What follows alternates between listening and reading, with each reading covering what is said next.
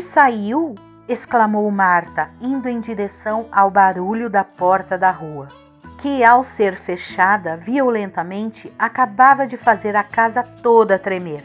Saiu, respondi, saiu mesmo. Ora essa, e o jantar dele? Disse a velha criada. Ele não vai jantar. E a ceia? Ele não vai cear. Como assim? Disse Marta, juntando as mãos. Não, governanta Marta, nem ele nem ninguém nesta casa vai mais comer. Meu tio está deixando todos em dieta até que ele decifre um velho enigma que é absolutamente indecifrável. Jesus! Então nós vamos morrer de fome. Não ousei confessar que com um homem tão absoluto quanto o meu tio, esse era o destino inevitável. A velha criada, seriamente alarmada, voltou à cozinha, se lamentando. Quando fiquei sozinho, tive a ideia de ir contar tudo a Grauben. Mas como sair de casa? O professor podia voltar a qualquer instante. E se ele me chamasse? E se eu não respondesse ao seu chamado, o que aconteceria? O mais sensato seria ficar. Um mineralogista de Besançon justamente havia acabado de nos enviar uma coleção de geoides silicíferos que precisava ser classificada. Pus-me a trabalhar. Triei, etiquetei e dispus em suas vitrines todas essas pedras esburacadas, dentro das quais se agitavam pequenos cristais. Mas essa ocupação não me absorvia. A questão do velho documento não deixava de estranhamente me preocupar. Minha cabeça fervia e eu me sentia tomado por uma vaga inquietação. Tinha o pressentimento de que uma catástrofe se aproximava. Ao cabo de 1 hora, meus geoides estavam agrupados e em ordem. E então, na grande poltrona, eu me deixei levar, com os braços pendidos e a cabeça revirada. Acendi meu cachimbo de grande haste curva, cujo fornilho esculpido representava uma náiade preguiçosamente estendida. Depois me diverti acompanhando o progresso da carbonização que pouco a pouco tornava a minha náiade negra. De tempos em tempos tentava escutar se algum passo ressoava na escada, mas nada. Onde meu tio poderia estar naquele momento?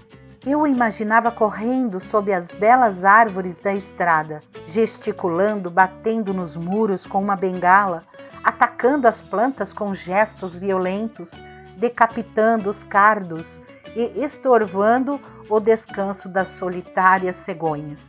Voltaria para casa triunfante ou desencorajado?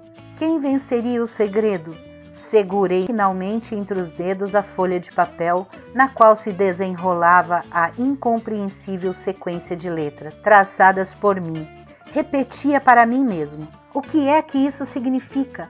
Tentei agrupar essas letras de modo a formar palavras. Impossível. Que fossem reunidas em grupos de 2, 3, 5 ou 6. Não resultavam em nada inteligível. Havia, é verdade, a 14ª, 5ª e 6ª letras que formavam a palavra inglesa ice. A 84ª, 5ª e 6ª formavam a palavra sir. Por fim, no corpo do documento, na 3ª linha, também notei as palavras latinas rota, mutabile, ira, nec e atra. Diabos, pensei. Essas últimas palavras aparentemente dão razão ao meu tio quanto à língua do documento. Além disso, na 4ª linha, ainda estou vendo a palavra luco, que se traduz por bosque sagrado.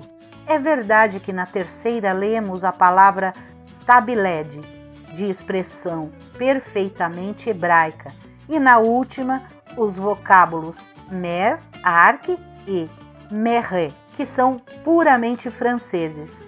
Havia ali o bastante para se perder a cabeça. 4 idiomas diferentes naquela frase absurda, Que relação poderia existir entre as palavras gelo, senhor, cólera, cruel, bosque sagrado, mutável, mãe, arco ou mar? Apenas a primeira e a última se aproximavam facilmente. Nenhuma surpresa que um documento escrito na Islândia estivesse em questão um mar de gelo. Mas daí a compreender o resto do criptograma era outra coisa. Eu me debatia, assim contra uma dificuldade insolúvel. Minha cabeça fervilhava, meus olhos pestanejavam sobre a folha de papel. As 132 letras pareciam rodopiar em torno de mim, como esses pontos luminosos que deslizam pelos ares ao redor da cabeça quando o sangue sobe rápido demais. Uma espécie de alucinação me assombrava. Eu estava sufocando, precisava de ar. Maquinalmente, abanei-me com a folha de papel, cuja frente e o verso apareceram alternadamente diante dos meus olhos. Qual não foi a minha surpresa quando, em uma dessas rápidas voltas, no momento em que o verso se virava na minha direção, pensei ter visto palavras perfeitamente legíveis, palavras latinas, dentre as quais craterem e terrestres. De repente, a minha mente se iluminou. Esses únicos indícios me fizeram entrever a verdade. Eu havia descoberto a regra do código. Para ler esse documento, não era preciso nem mesmo ler pelo avesso da folha. Não, tal qual estava e me havia sido ditado. Ele podia ser fluentemente soletrado. Todas as engenhosas combinações do professor se realizavam. Ele tinha razão quanto à disposição das letras, quanto à língua do documento. Faltou um nada para que ele pudesse ler do começo ao fim essa frase latina, e essa nada acabava de me ser dado pelo acaso. É fácil imaginar como eu estava emocionado. Meus olhos se turvaram, não conseguia me servir deles.